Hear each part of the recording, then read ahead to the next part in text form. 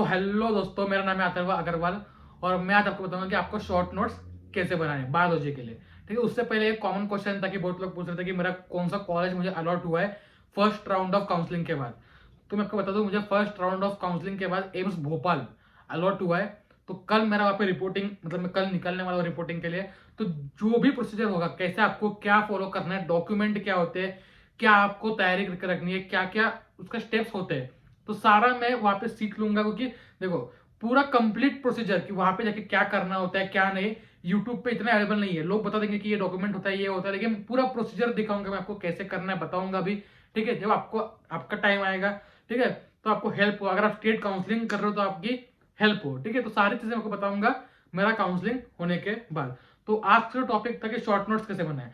तो मुझे कई दिनों से कुछ लोग पूछ रहे थे कि मतलब जो कॉमन मुझे कोरा पे डीएम्स आते हैं, इंस्टाग्राम पे आते हैं, ठीक है, व्हाट्सएप पे कुछ लोग मुझे मैसेज करते हैं कि मतलब हम लोगों को बायोलॉजी जो है याद करनी है। ठीक है, हमारे पास 6 महीने हैं, तो हम लोग उसे कितने टाइम तक याद कर सके कि वो मतलब हमें एग्जाम डे तक याद करनी है। ठीक है, तो हमें कितनी रिविजन करनी पड़ेगी, और रिविजन करने तो कैसे, क्योंकि हम लोग सिलेबस पढ़ते जा रहे हैं और पीछे का सब कुछ ब्लैंक होते जा रहा है। तो ये कॉमन चीज है, मेरे साथ भी ऐसा होता था कि मैंने बायोलॉजी क्लासिफिकेशन पढ़ा, आज प्लांट किंगडम पढ़ा, 4-10 दिन बाद कई चीजें उसमें से मैं भूल जाता था।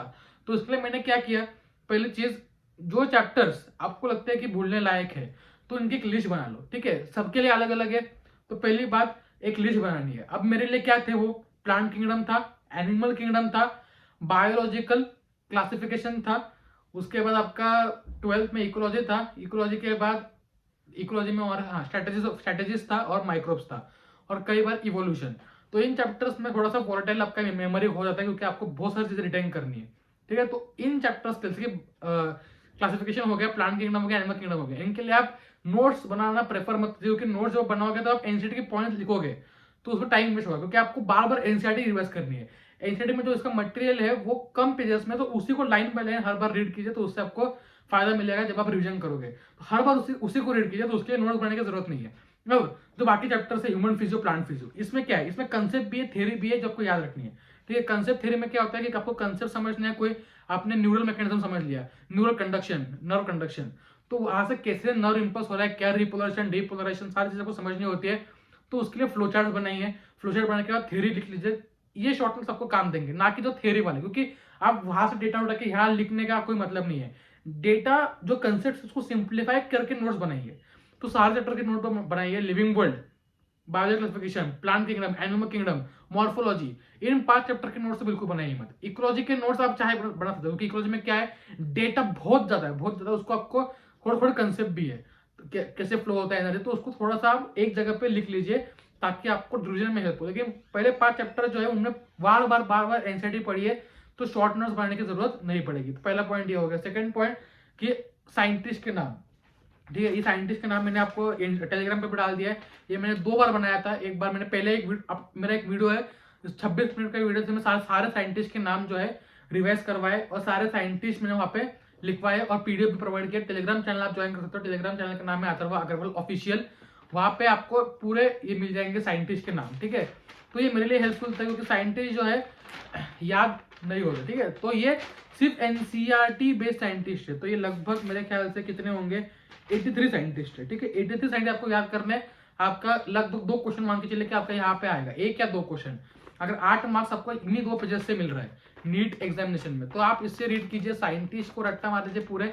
ठीक है, ये आपका मेन पॉइंट हो गया। इसका मैंने टेलीग्राम पे पीडीएफ दिया है। बहुत लोग बोलते हैं कि अपने खुद के नोट्स बनाओ। ठीक है, तो फैक्ट ये है कि उतना टाइम नहीं है अब।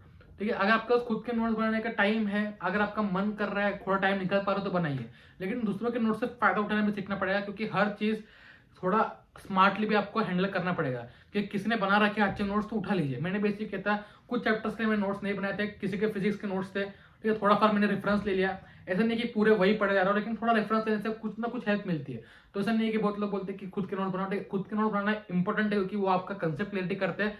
आपका एक बार फोकस से पूरे नोट बनाने में आपका एक रिविजन हो जाता है। लेकिन अगर टाइम नहीं है, कुछ आपका प्रिपरेशन मतलब इतना अच्छे लेवल पे नहीं है, तो नोट्स रेफर करने में कोई बुराई नहीं है। ठीक है, अब मैंने प्लांट फिजियोलॉजी, मेरा वीक था थोड़ा सा स्टार्टिंग में इनिशियली, तो मैंने प्लांट फिजियोलॉजी के नोट्स बनाए थे। तो ये नोट्स है प्लांट फिजियोलॉजी के, मैंने टेलीग्राम चैनल पर डालना चालू कर दिया है। कल मैंने ट्रांसपोर्ट इन प्लांट्स के नोट्स डाले थे। तो ये कुछ लगभग 5 to 6 पेजेस के नोट्स है, जिसमें क्या क्या है। ठीक है, अब इसमें मैंने पूरे पॉइंट वाइज एनसीईआरटी को छापा हुआ है। मतलब इन चैप्टर्स में क्या होता है ना, कंसेप्ट छुपे हुए होते हैं, डेटा छुपा हुआ होता है। तो मैंने वहां से डेटा निकाला, कंसेप्ट निकाला और पॉइंट वाइज डाल दिया। ठीक है, डायग्राम भी कुछ डाल दिया इसमें, ये देखिए। और इसमें मैंने क्या किया, प्रीवियस ईयर के नाम पे भी क्वेश्चंस डाले। अब फॉर एग्जांपल मैं आपको एक चीज दिखाता हूँ। ठीक है, मैंने एक बहुत ही अच्छा क्वेश्चन दिखा था जो मैं भूल गया था। ठीक है, हाँ, यहाँ पे एक क्वेश्चन दिख रहा है आपको, AIPMT 2015। तो ये लाइन AIPMT 2015 में आया था, लेकिन मैं भूल गया था कि ये एनसीईआरटी में है। तो ये लास्ट तक मैं रिवाइज किया, जब लास्ट नीट का दिन था एक दिन पहले, तब मैंने ये सारे नोट्स, पूरा प्लांट फिजियोलॉजी मैंने लगभग 2 घंटे में रिवाइज किया होगा, 1.5-2 घंटे में। शाम को मैं 5:30-6 बजे बैठा था रिवाइज करने, 7:30-8 बजे तक पूरा प्लांट फिजियो रिवाइज कर दिया, कुछ रहा ही नहीं। तो उससे प्लांट फिजियो में ग्रिप आ गया। ह्यूमन फिजियो मैंने एनसीईआरटी से रिवाइज कर लिया, क्योंकि ह्यूमन फिजियो ठीक ठाक था। प्लांट फिजियो में दिक्कत आता है क्योंकि फोटो सारे चैप्टर्स लिंक्ड है। तो ये मैंने एक चैप्टर का टेलीग्राम पे डाल दिया शॉर्ट नोट्स, इसको आप रेफर कर सकते हो, मैंने आपसे संभाल के रखे हुए हैं। बाकी 4 चैप्टर जो है उसके नोट्स जो मैं धीरे धीरे आपके टेलीग्राम चैनल पे डालता रहूंगा। सारे नोट्स मेरे पास है, और बहुत सारे नोट्स है। फिजिक्स के कंसेप्ट शीट है, वो जो हम फिजिक्स का वीडियो देखेंगे, फिजिक्स के नोट्स कैसे बनाने, क्या करने, तब मैं डालूंगा। आप जितने चैप्टर मैं आपको बता रहा हूँ, सेल बायोलॉजी के लिए आप शॉर्ट नोट्स बनाइए। ठीक है, सेल बायोलॉजी में क्या होता है, कुछ कंसेप्ट भी है कि हाँ इसे डबल मेम्ब्रेन है, क्यों है, क्या फंक्शंस है। तो उसके लिए आप शॉर्ट नोट बनाना प्रेफर कीजिए, सेल बायोलॉजी के लिए, सेल डिवीजन के लिए, क्योंकि प्रोसीजर है। प्रोफेज 1 के बाद फ्लोचार्ट बनाइए, ये होता है। प्रोफेज 1 में 5 सब फेजेस है। ठीक है, उसमें क्या क्या होता है, हर स्टेप में क्या क्या होता है, तो एक लाइन लाइन में लिखिए, तो वो आपको हेल्प करेगा।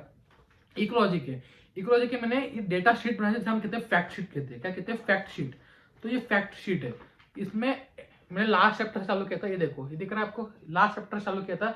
ये 1 पेज, ये आपका 2nd पेज, ये 3rd पेज, और ये छोटा सा ऑलमोस्ट 3 ही पेज है। ठीक है, ये थोड़ा सा पार्ट है। तो आपके 3 पेज में पूरा का पूरा इकोलॉजी आपका समअप है। मतलब सारे डेटा, सारे फैक्ट, सारे पाई डायग्राम्स, सारा चीज इसमें कवर अप है। तो मेरे को इतना हेल्प किया, मैं आपको बता रहा हूँ, मैं कम से कम मैंने इसके 15 to 20 पर मैंने पढ़ा होगा।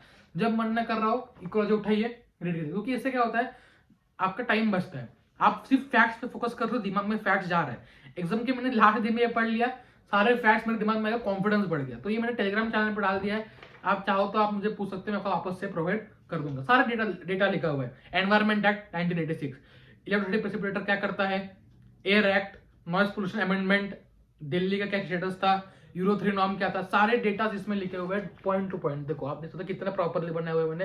अगर आपका मन कर रहा तो आप बनाइए, लेकिन टाइम नहीं है तो ये रेफर करिए, क्योंकि ये बेस्ट, मतलब मेरे हिसाब से मैंने बनाए हुए अच्छे नोट्स है। तो ये हो गया पूरा नोट्स के बाद बायोलॉजी के लिए। तो आपको क्या करना है, अगर आपके पास सेल बायोलॉजी के अपने हैंड रिटन नोट्स नहीं बनाए तो वो बनाइए। ठीक है, क्योंकि अगर आपको भूलने में दिक्कत है, मुझे दिक्कत नहीं थी सेल बायोलॉजी में, मैंने नहीं बनाए। मुझे प्लांट फिजियो में दिक्कत है, मैंने प्लांट फिजियो के बनाए, क्योंकि प्लांट फिजियो में बहुत सारे कंसेप्ट भी है, थियरी भी है। अगर आपको ह्यूमन फिजियो में भी है, ह्यूमन फिजियो के भी बनाई है। मैंने ह्यूमन फिजियो के प्रोसेसेस के बनाए थे, कि नर्व इंपल्स कंडीशन के साथ उसका एक प्रॉपर नोट्स बनाए थे, तो वो आप रेफर कर सकते हो, उनको आप बना सकते हो। रिप्रोडक्शन ऑर्गेनिजम्स, इन चैप्टर्स के नोट्स बनाना प्रेफर कर सकते हो। सेक्सुअल रिप्रोडक्शन फ्लोरिंग प्लांट्स में क्या होता है, तो उसमें बहुत सारे प्रोसीजर्स है, एम्ब्रायोजेनेसिस, गैमेटोजेनेसिस, सारी चीजें आप फ्लो चार्ट के तौर पे बना सकते हो। अगर आपके पास टाइम है, नहीं है तो एनसीईआरटी को बार बार रिवाइज कीजिए। तो देखो शॉर्ट नोट्स बनाना इतना जरूरी नहीं है, लेकिन अगर आप कुछ चैप्टर बार बार भूल रहे हो 3 to 4 टाइम्स के बाद, और ये चैप्टर में थोड़े कंसेप्ट भी भूल रहे हो, कभी क्या होता है, हर बार देखो प्रॉब्लम ये है कि हम लोग सिर्फ डेटा नहीं बोलते, हम लोग कंसेप्ट भी बोलते हैं। जैसे कि ग्लाइकोलिसिस, हर बार मुझे, जब मैंने फर्स्ट टाइम पढ़ा, सेकंड टाइम पढ़ा, थर्ड टाइम पढ़ा, तो थोड़ा सा उसमें प्रॉब्लम आता है कि ये स्टेप मिस हो गया, या NADH कहाँ बन रहा था, या फिर ATP कहाँ बन रहा था। तो वो थोड़ी चीजें समझने में, कंसेप्चुअली स्ट्रॉन्ग होने में कम से कम 3 to 4 रीडिंग्स लगती है। तो मैंने उसके लिए फिर नोट्स बना लिए, प्लांट फिजियो के पूरे नोट्स बना लिए। उससे क्या होता है, रीडिंग करने में ईजी होती है, और आपका कंसेप्ट एकदम स्ट्रॉन्ग हो जाता है बार बार पढ़ पढ़ के। और चीज समझ में आती है कि साइक्लिक फोटोसिंथेसिस में ऐसा क्यों होता है, इलेक्ट्रॉन ट्रांसपोर्ट कैसा होता है, ETS क्या होता है।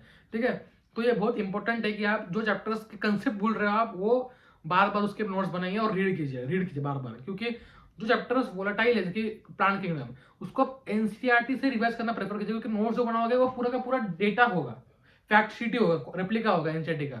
तो प्रेफर कीजिए उसको एनसीईआरटी से ही पढ़िए, और नोट जो है थोड़े कंसेप्चुअल चैप्टर जैसे है प्लांट फिजियोलॉजी, उसके लिए बनाइए। और अगर आपको बनाना है प्लांट किंगडम के लिए, एनिमल किंगडम के लिए, इकोलॉजी के लिए, तो जैसे मैंने ये बनाया था फैक्ट शीट, वैसे आप बनाइए। फैक्ट शीट से क्या होता है, फैक्ट शीट से सारे फैक्ट्स दिमाग में रहते हैं और छप जाते हैं।